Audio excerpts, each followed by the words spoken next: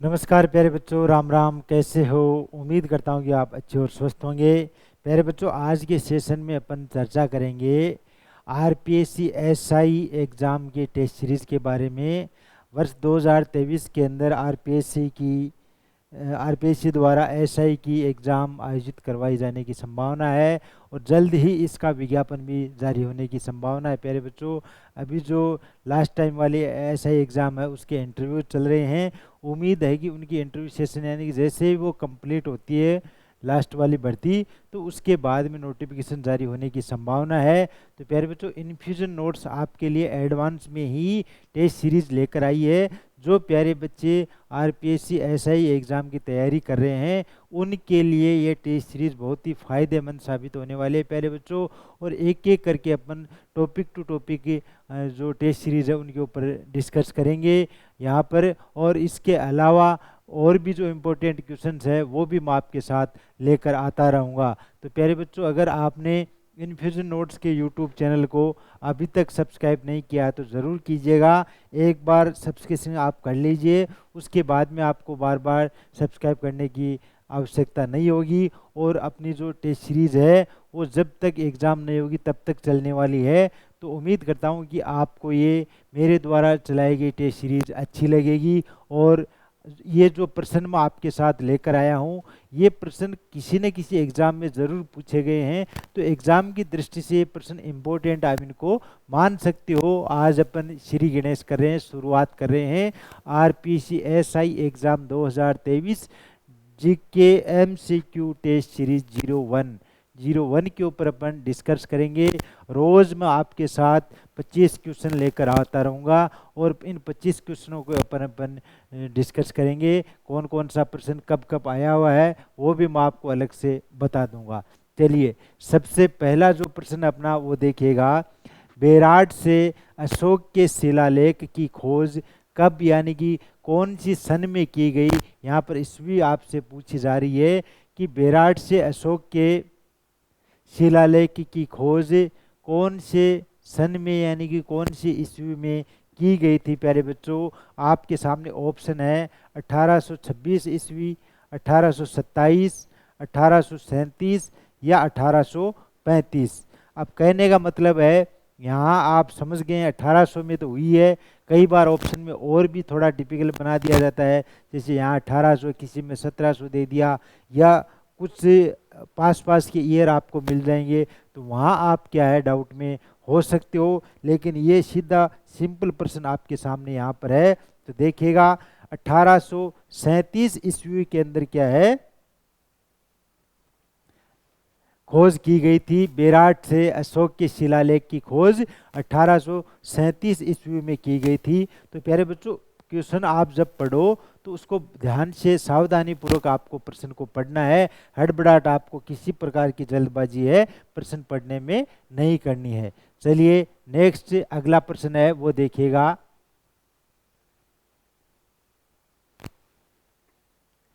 अगला प्रश्न है, चित्तौड़ के नजदीक मान सरोवर से कर्नल टोड ने मानमोरी शिलालेख को कब खोजा था। कर्नल टोड ने खोजा था। अब इसी में से आपके सामने एक प्रश्न और बन जाता है, देखिएगा, यानी कि मानमोरी शिलालेख है उसको किसने खोजा था। तो इसका आंसर क्या हो जाएगा, कर्नल टोड ने। तो यानी कि प्रश्न की भाषा बदल सकती है, लेकिन अगर आप थ्योरी एक बार पढ़ लेते हो तो उसके बाद में किसी प्रकार का कोई प्रश्न आए तो आप उसको आराम से आसानी से जवाब यानी कि हल कर सकते हो। तो इसमें देखिएगा क्या पूछ रहा है, चित्तौड़ के नज़दीक मानसरोवर से कर्नल टोड ने मानमोरी शिलालेख को कब खोजा था, कौन सी ईस्वी में खोजा था। प्यारे बच्चों, यहाँ पर देखिएगा ऑप्शन है 722 ईस्वी, सॉरी 712, 713, 711 या 710 ईस्वी। तो इसका जो आपका करेक्ट आंसर है वो होगा 713 ईस्वी के अंदर है कर्नल टोड ने मानमोरी शिलालेख को खोजा था। ये किसके नज़दीक है, चित्तौड़ के नज़दीक है। यानी कि प्रश्न टेढ़ा मेढ़ा घुमा फिरा के प्रश्न की भाषा चेंज हो सकती है, लेकिन आपको अगर एक्यूरेट थोड़ी जानकारी है तो इसका जवाब आप आसानी से दे सकते हो। चलिए नेक्स्ट देखिएगा। अगला प्रश्न है, बेराट शिलालेख की खोज किसने करी थी? यानी कि बेराट का जो शिलालेख है उसकी खोज किसने करी थी प्यारे बच्चों? तो यहाँ पर देखिएगा, ऑप्शन है कैप्टन मेक ने, दूसरा ऑप्शन है कैप्टन ली ने, तीसरा ऑप्शन है कैप्टन टोड ने, या चौथा ऑप्शन आपका कैप्टन बर्ट ने। तो प्यारे बच्चों, बेराट के शिलालेख की खोज है जो कैप्टन बर्ट ने करी थी। ऑप्शन डी आपका प्रश्न के अनुसार इसमें सही जवाब है। चलिए नेक्स्ट से अगला प्रश्न है वो देखते हैं अपन।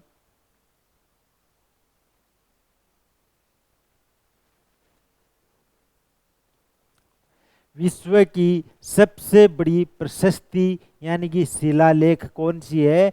विश्व की सबसे बड़ी प्रशस्ति या शिलालेख कौन सी है प्यारे बच्चों?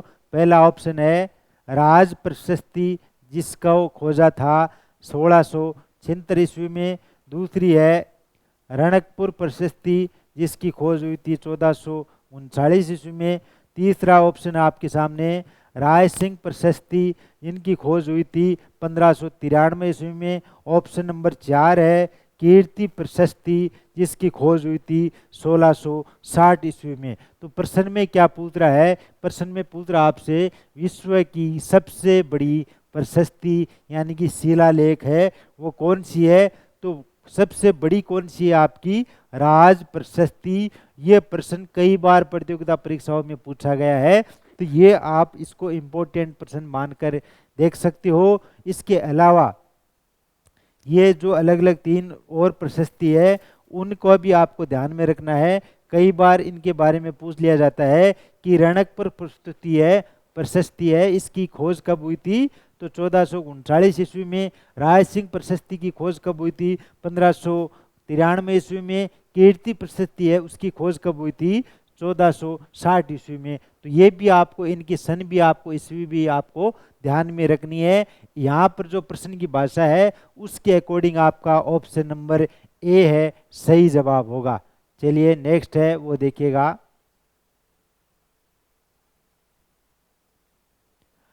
राणा हमीर को किस प्रशस्ति में विषमगाठी पंचानन कहा गया है? राणा हमीर को किस प्रशस्ति में विषमगाठी पंचानन कहा गया है? तो कौन सी प्रशस्ति में कहा गया है? ऑप्शन देखिएगा, विजय स्तंभ, दूसरा है राज प्रशस्ति, तीसरा है राय सिंह प्रशस्ति, और चौथा है कीर्ति प्रशस्ति। तो प्यारे बच्चों, कीर्ति प्रशस्ति के अंदर है राणा हमीर को विषमगाठी पंचानन कहा गया है। तो ऑप्शन नंबर डी आपका इसके अंदर क्या है? सही जवाब है। अगला प्रश्न है वो देखिएगा, नेक्स्ट है। कलियुग का कर्ण राव लूण कर्ण को कौन से शिलालेख में कहा गया है? कलियुग का कर्ण राव लूण कर्ण को कौन से शिलालेख में कहा गया था? तो कौन से शिलालेख में कहा गया था? ऑप्शन है पहला जूनागढ़ शिलालेख, दूसरा ऑप्शन है बिजोलिया शिलालेख, तीसरा ऑप्शन है कीर्ति स्तंभ शिलालेख, और चौथा है आपका राज सिंह शिलालेख। तो कौन से शिलालेख में कहा गया था?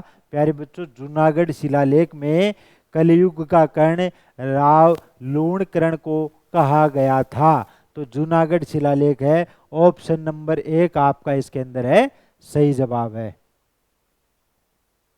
अगला प्रश्न देखिएगा, बड़वा स्तंभ शिलालेख को किसने संपादक किया?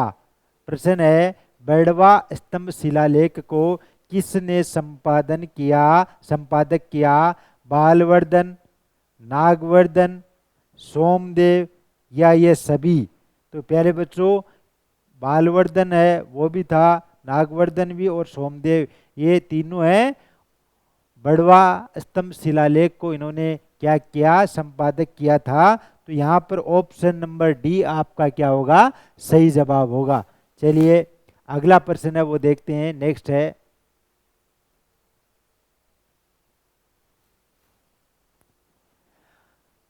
कुंभा के समय के शिलालेख रणकपुर शिलालेख में बूंदी का नाम क्या मिलता है? यानी कि कुंभा के समय के जो शिलालेख हैं रणकपुर के शिलालेख में बूंदी का नाम क्या मिलता है? बूंदी का नाम क्या मिलता है? यहाँ ऑप्शन है वृंदावती, बूंदिया, हाड़ौती या इनमें से कोई नहीं।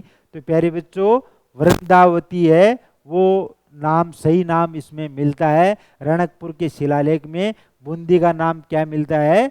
वृंदावती। तो ये आपको ध्यान में रखना है। चलिए अगला जो प्रश्न है वो देखिएगा।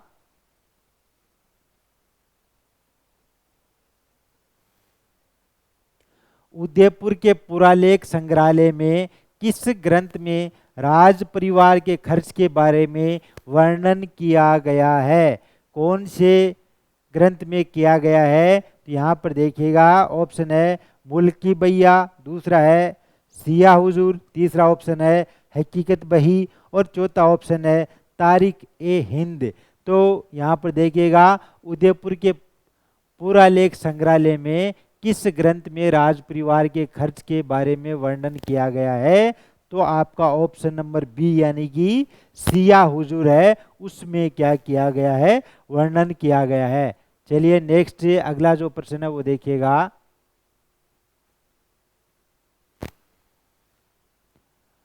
गोसुंडी शिलालेख कौन से जिले में मिला था? गोसुंडी का जो शिलालेख है प्यारे बच्चों कौन से जिले में मिला था? यहाँ पर जिले के बारे में आपसे पूछा जा रहा है। तो ऑप्शन है कोटा, बूंदी, चित्तौड़गढ़ या भीलवाड़ा। तो गोसुंडी का शिलालेख है प्यारे बच्चों चित्तौड़गढ़ जिले में ये मिला था, प्राप्त हुआ था। चलिए नेक्स्ट अगला जो प्रश्न है वो देखिएगा।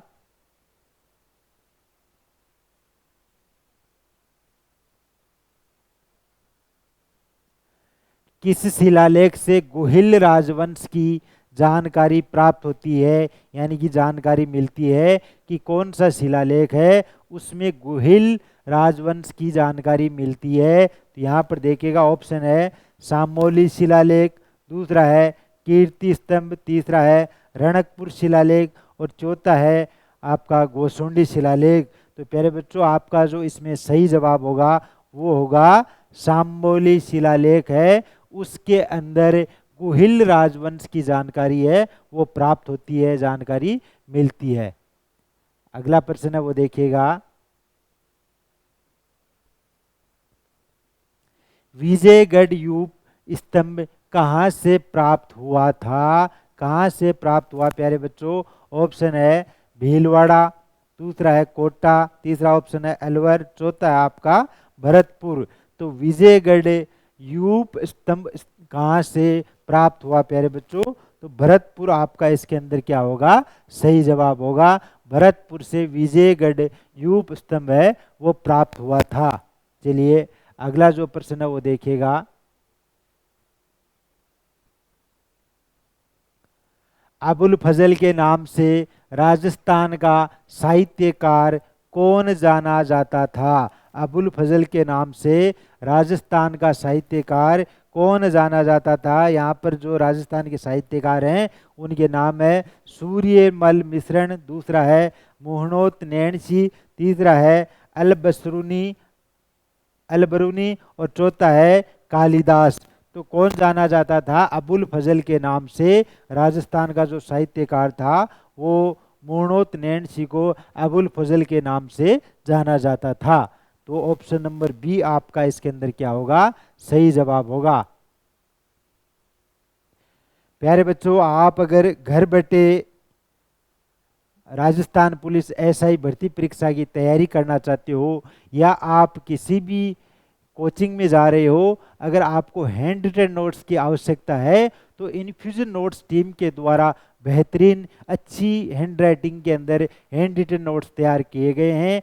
आप सिंपल नोट्स इन्फ्यूजन नोट्स की जो ऑफिशियल वेबसाइट है infusionnotes.com, वहाँ से सिंपल नोट्स बिल्कुल फ्री में डाउनलोड करके आप पढ़ सकते हैं।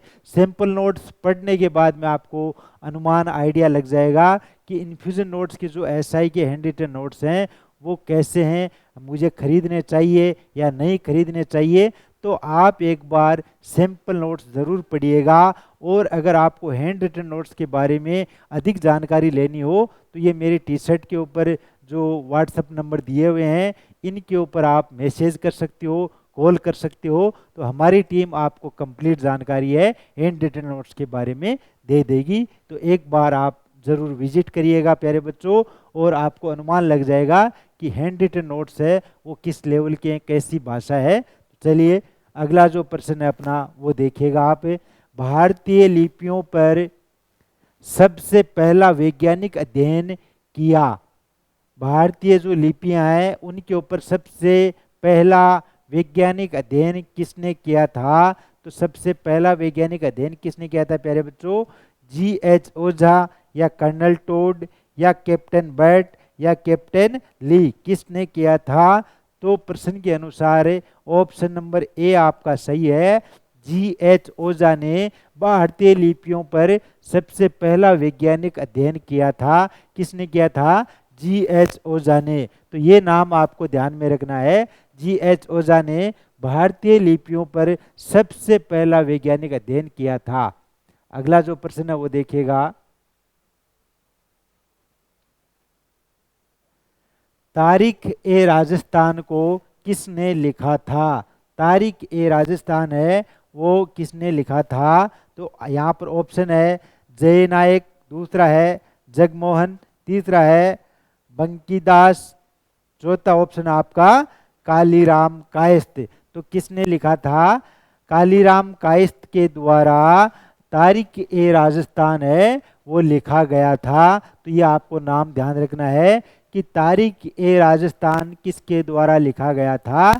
कालीराम कायस्थ के द्वारा। ये प्रश्न ऐसे भी आ जाए कि कालीराम कायस्थ के द्वारा क्या लिखा गया था, कौन सा ग्रंथ लिखा गया था? तो तारीख ए राजस्थान कालीराम कायस्थ के द्वारा लिखा गया था। तो ऑप्शन नंबर डी आपका इसके अंदर क्या है? सही जवाब है। चलिए अगला जो प्रश्न है वो देखिएगा। हर्षनाथ मंदिर की प्रशस्ति कौन से जिले से प्राप्त हुई है? कि हर्षनाथ की प्रशस्ति है जो राजस्थान के कौन से जिले से प्राप्त हुई है प्यारे बच्चों? तो यहाँ पर देखिएगा ऑप्शन है झुंझुनू, सीकर, चूरू, कोटा।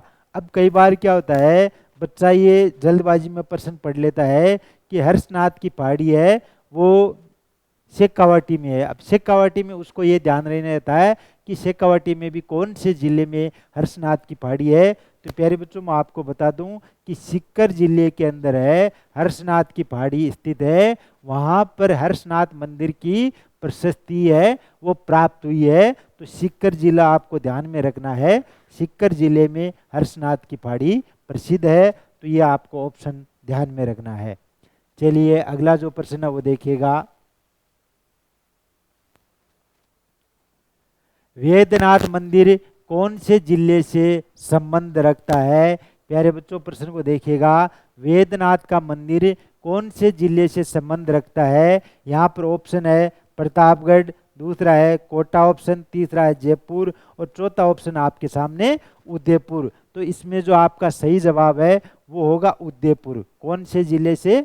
उदयपुर जिले से संबंध रखता है वेदनाथ का मंदिर। तो ऑप्शन डी आपका इसके अंदर क्या होगा? सही जवाब होगा। चलिए अगला जो प्रश्न है वो देखिएगा।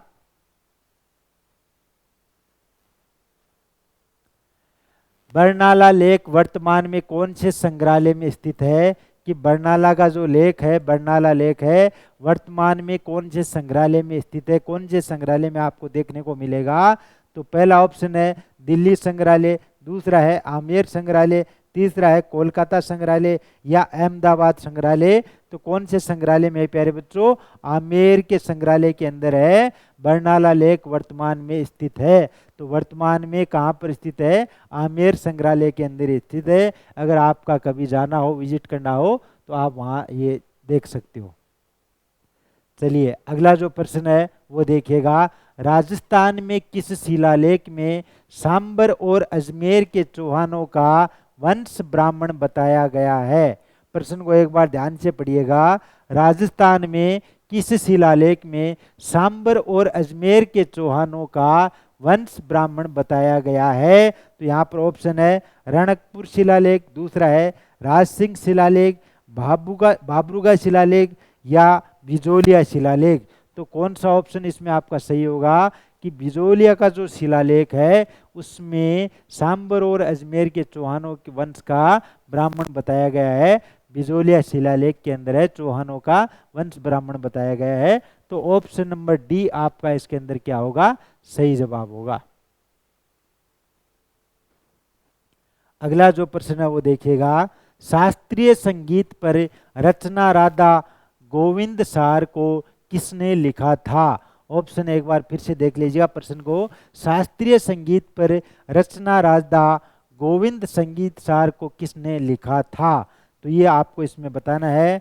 ऑप्शन है देव ऋषि बृजपाल भट्ट, दूसरा ऑप्शन है हीरानंद व्यास, तीसरा है कालिदास या बंकीदास। किसने लिखा था प्यारे बच्चों, तो आपका ऑप्शन सही होगा ए, देव ऋषि बृजपाल भट्ट ने शास्त्रीय संगीत पर रचना राधा गोविंद संगीत का सार है वो लिखा था। तो ऑप्शन नंबर ए आपका इसके अंदर क्या होगा, सही जवाब होगा।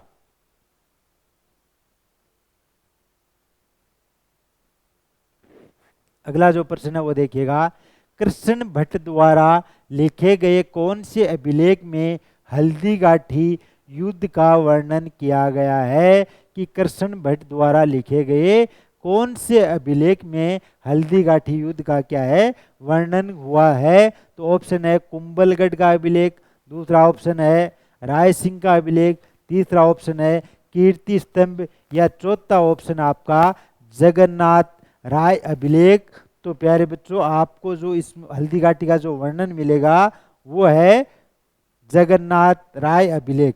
कौन सा है, जगन्नाथ राय अभिलेख के अंदर है कृष्ण भट्ट द्वारा लिखे गए अभिलेख में हल्दीघाटी युद्ध का है जो वर्णन मिलता है। कौन से में, जगन्नाथ राय के अंदर।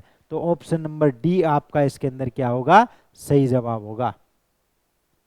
चलिए अगला जो प्रश्न है वो देखिएगा, बड़ली स्तूप से किस धर्म के बारे में जानकारी मिलती है। कि बड़ली का जो स्तूप है उसमें कौन से धर्म के बारे में जानकारी मिलती है। ऑप्शन है हिंदू, मुस्लिम, बौद्ध या जैन। कौन से धर्म के बारे में जानकारी मिलती है। तो बड़ली जो स्तूप है उसमें प्यारे बच्चों आपको जैन धर्म के बारे में जानकारी है वो प्राप्त होती है। तो ऑप्शन नंबर डी आपका इसके अंदर क्या होगा, सही जवाब होगा। चलिए अगला जो प्रश्न है वो देखिएगा, कर्नल टोड ने कौन सा शिलालेख समुद्र के फेंका था, समुद्र में फेंका था। कर्नल टोड ने कौन सा शिलालेख समुद्र में फेंका था प्यारे बच्चों। तो यहाँ पर ऑप्शन है मनमोरी शिलालेख, दूसरा है घटियाला शिलालेख या सांबोली शिलालेख या रणकपुर शिलालेख। तो कर्नल टोड के द्वारा मनमोरी का जो शिलालेख है वो समुद्र में फेंका गया था। यहाँ से जब कर्नल टोड गया था तो उसने रास्ते में जाते हुए समुद्र के अंदर मनमोरी का जो शिलालेख है उसको फेंक दिया था। तो ये प्रश्न भी कई बार प्रतियोगिता परीक्षाओं में पूछा जा चुका है। अगला जो प्रश्न है वो देखिएगा, डॉक्टर एल.पी. टेसीटोरी का संबंध किससे है। ऑप्शन है राजस्थान का स्वतंत्रता आंदोलन से, दूसरा है ग्रामीण विकास से, तीसरा है राजस्थान चित्रकला से या चारण साहित्य से। तो किससे संबंध है प्यारे बच्चों, आपका ऑप्शन डी इसमें सही होगा, चारण साहित्य से डॉक्टर एल.पी. टेसीटोरी का संबंध है वो बताया गया है चारण साहित्य से। ऑप्शन नंबर डी आपका इसके अंदर सही जवाब है। चलिए आज की सीरीज का लास्ट प्रश्न है वो देखिएगा आप, गोसुंडी शिलालेख की लिपि कौन सी है। यानी कि गोसुंडी का जो शिलालेख है वो कौन सी लिपि में आपको मिलेगा। तो प्यारे बच्चों ब्रह्मी लिपि, खरोष्ठी लिपि या महाजनी लिपि या इनमें से कोई नहीं। तो गोसुंडी का जो शिलालेख है उसकी जानकारी है ब्रह्मी लिपि के अंदर है। तो ऑप्शन नंबर ए आपका इसके अंदर प्रश्न के अनुसार ऑप्शन ए सही है। ऑप्शन आगे पीछे हो सकते हैं, बदल सकते हैं, लेकिन आपको एक्यूरेट जानकारी वो ध्यान में होनी चाहिए कि गोसुंडी शिलालेख की लिपि कौन सी है। तो गोसुंडी शिलालेख है उसकी लिपि है ब्रह्मी लिपि है। तो ये आपको इसमें ध्यान रखना है। तो प्यारे बच्चों आज अपने देखे हैं राजस्थान पुलिस एसआई भर्ती परीक्षा की टेस्ट सीरीज के 25% जीके के अपन ने देखे हैं। नेक्स्ट अपन टेस्ट सीरीज 2 के अंदर भी 25% और देखेंगे। तो प्यारे बच्चों, आपको मेरे द्वारा दी गई जानकारी कैसी लगी? आप अगर अभी परीक्षा की तैयारी में जुटे हों तो ये प्रश्न आपके लिए बहुत ही लाभदायक होंगे। साथ साथ में आप थ्योरी पढ़िएगा, उसके साथ में आपको ये टेस्ट सीरीज की प्रैक्टिस भी करनी चाहिए, जिससे एग्जाम अगर समय पर होगी तो आपको क्या हड़बड़ाहट नहीं होगी, आपकी तैयारी आराम से बहुत अच्छी स्मूथली चलती रहेगी। तो अपन क्या करेंगे, कोशिश करेंगे कि एग्ज़ाम आपकी जब तक नहीं होती, अभी तो नोटिफिकेशन आना बाकी है, नोटिफिकेशन आने के बाद में आपको 2 से 3 महीने का टाइम मिलेगा। तो तब तक अपने पास काफ़ी क्वेश्चन है, उनका कलेक्शन हो जाएगा। तो फिर अपने जो राजस्थान या इंडिया लेवल का जो जीके वाला पार्ट रहेगा वो अपना कंप्लीट हो जाएगा, उसमें आपको किसी प्रकार का कोई डाउट नहीं रहेगा। इसके अलावा डेली करंट अफेयर की जानकारी भी इन्फ्यूजन नोट्स टीम के द्वारा दी जा रही है। तो इन्फ्यूजन नोट्स का जो टेलीग्राम चैनल है या इंस्टाग्राम चैनल है उसको आप फॉलो कीजिएगा, वहाँ पर आपको डेली करंट अफेयर की जानकारी है वो मिलती रहेगी। राजस्थान करंट अफेयर की क्वेश्चन अलग से हम शेयर करते हैं बच्चों के साथ, इसके अलावा इंडिया लेवल के जो क्वेश्चन है वो अलग से शेयर करते हैं। तो वहाँ से आपको डेली करंट अफेयर की जानकारी मिल जाएगी। और यूट्यूब चैनल है, यहाँ पर आपको जो राजस्थान या इंडिया लेवल का जो जीके है, पुराना जीके, उसकी जानकारी आपको यहाँ पर मिलेगी। टेस्ट सीरीज के माध्यम से अपन कंप्लीट राजस्थान का जो या भारत का जो जीके है उसको अपन कवर करेंगे। तो प्यारे बच्चों, कमेंट बॉक्स में कमेंट करके ज़रूर बताइएगा, जिससे हमारा भी मनोबल बढ़े और मैं आपको एक से बढ़कर एक क्वेश्चन आपके साथ है वो शेयर करता रहूँगा। चलिए मिलते हैं अपन टेस्ट सीरीज 2 के अंदर, तब तक के लिए इन 25 प्रश्नों का अध्ययन आप कीजिएगा। धन्यवाद, राम राम।